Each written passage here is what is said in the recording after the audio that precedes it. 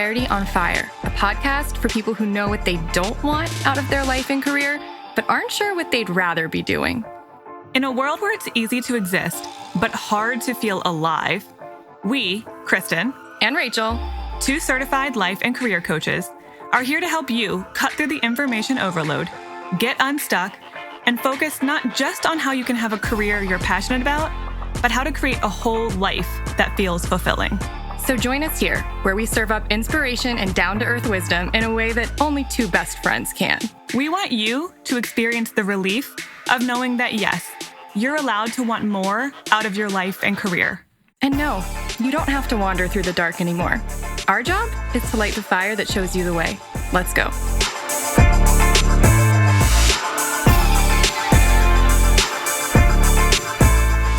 Hey. Hi.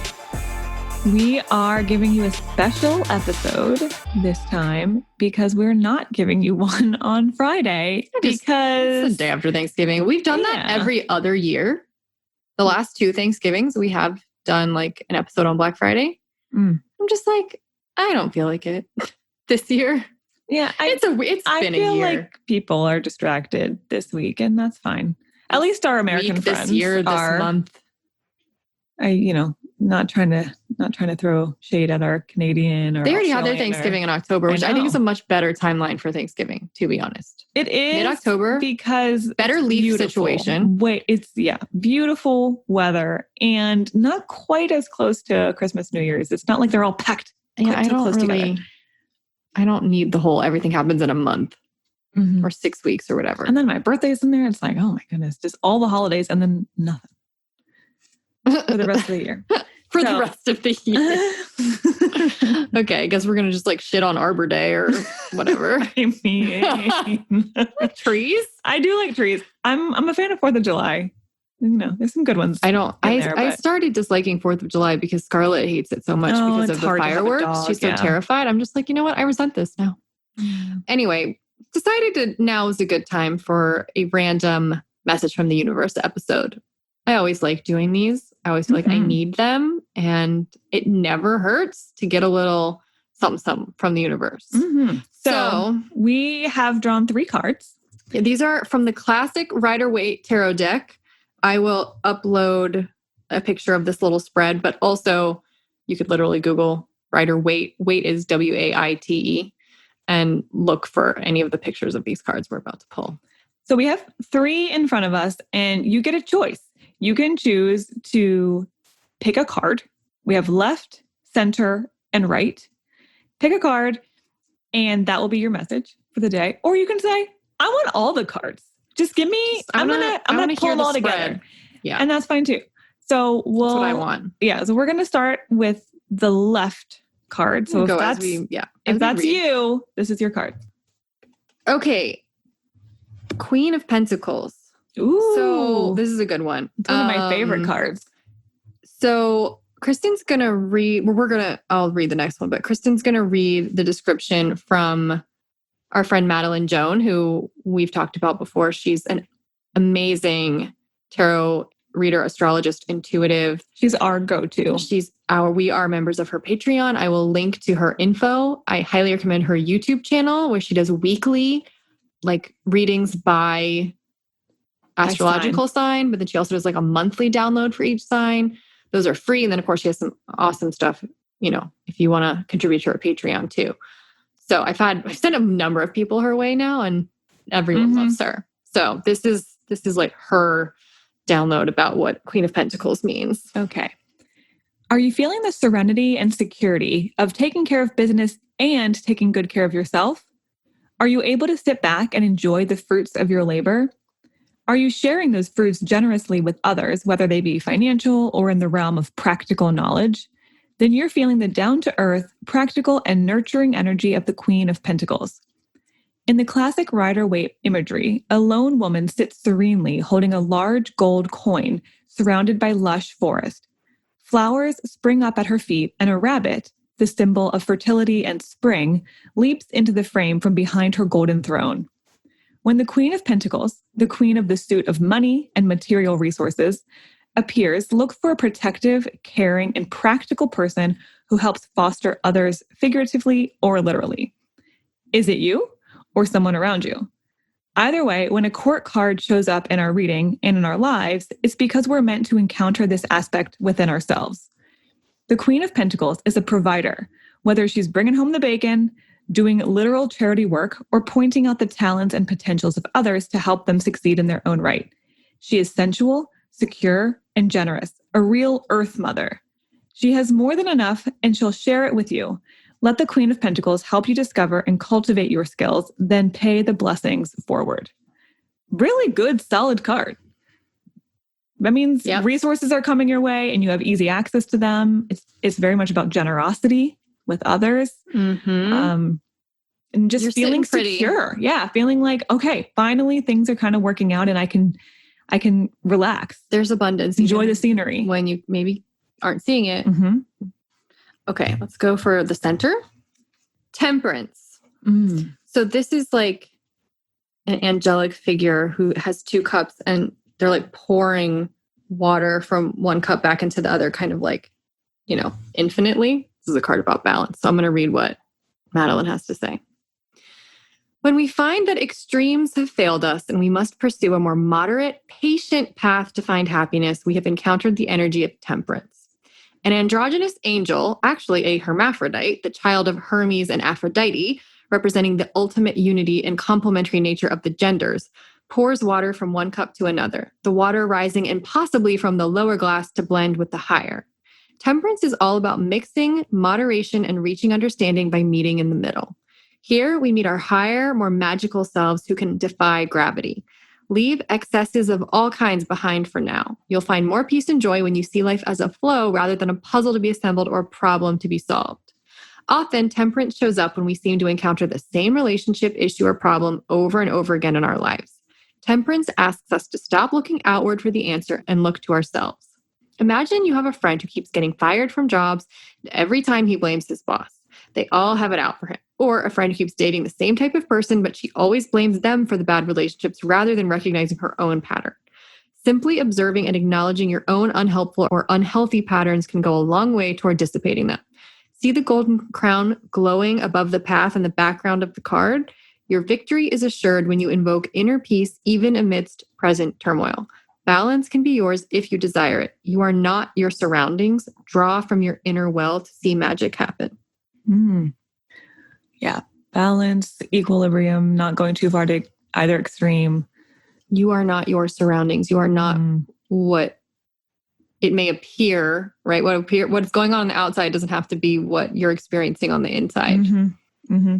I know we don't have our third card yet, but when I think about the resources of the Queen of Pentacles and then the balance of Temperance, it feels very much like giving and receiving, like the flow in and out of giving and receiving, not hoarding, not overgiving, but using your resources in a way that support you and other people simultaneously.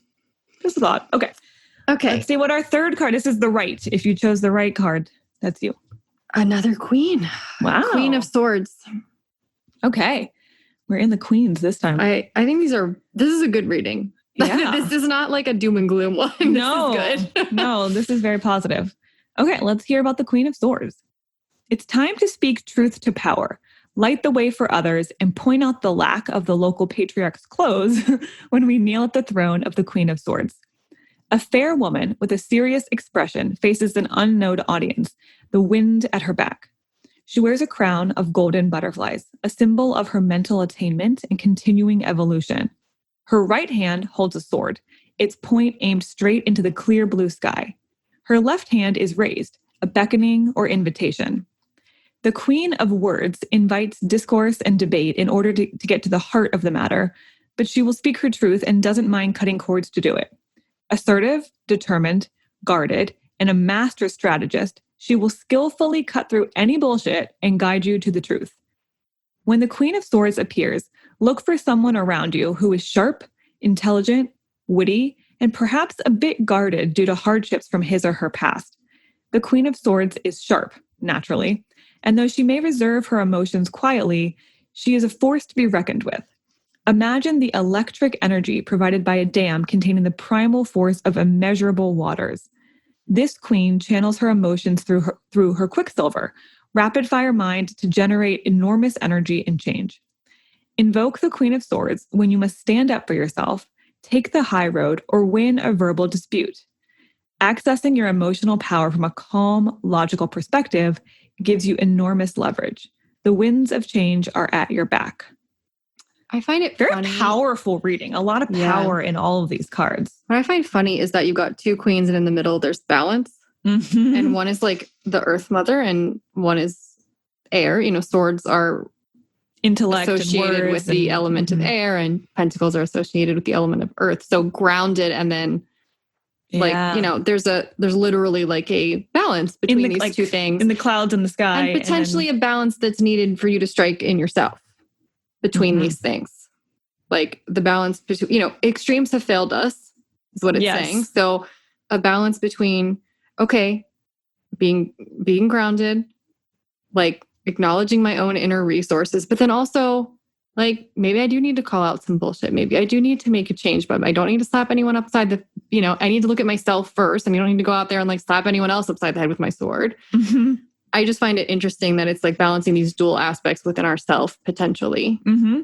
Yeah. And for anyone who chose a card, if that's the overall reading is balancing these two queens within ourselves. If you chose a card coming into this, either the left or the right, that might tell you which you need to put a little bit more energy into. Do you need a little bit more of the Queen of Pentacles, or do you need a little bit more of the Queen of Swords going on? Mm-hmm.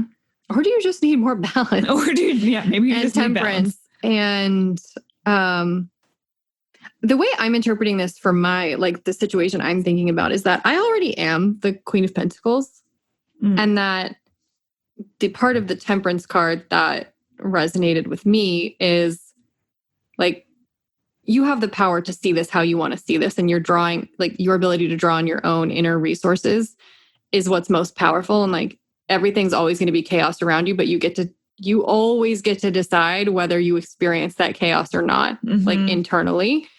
And then the Queen of Swords is just being super honest and blunt and straightforward with yourself about that. Like I see it as sort of just like a reminder to, like, you already are all of these things that you've been worrying about. Just balance those qualities within yourself. Like chill and like be less extreme about it and go more inward about it.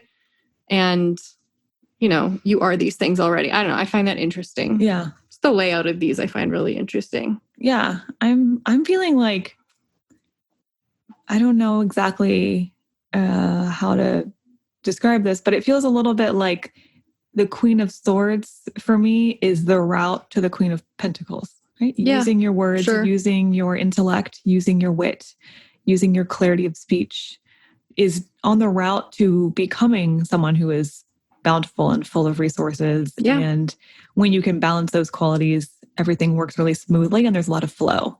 Mm-hmm. That literal flow of temperance in between these two cups that she's just pouring, or he or she, I guess both, because both. Hermaphrodite. Both and. Yeah, I like this one a lot. So curious how you guys are interpreting this, which cards you picked. If you just got the whole reading, what did you decide? I'm liking this one. This one is not at all. I feel like our last one we did was a little like heavy. There was some gremlin energy that it was being called out. And this is more of just I don't know. This is like a reminder that this is who you are. Yeah, you're good. You're good. Just bring out both of these parts of yourself that are already within you. Mm-hmm. Let's focus on these, and it's already there. You don't have to cultivate. You don't have to like create it. It feels kind of like the Queen of Pentacles has all the resources externally, money and stability and comfort.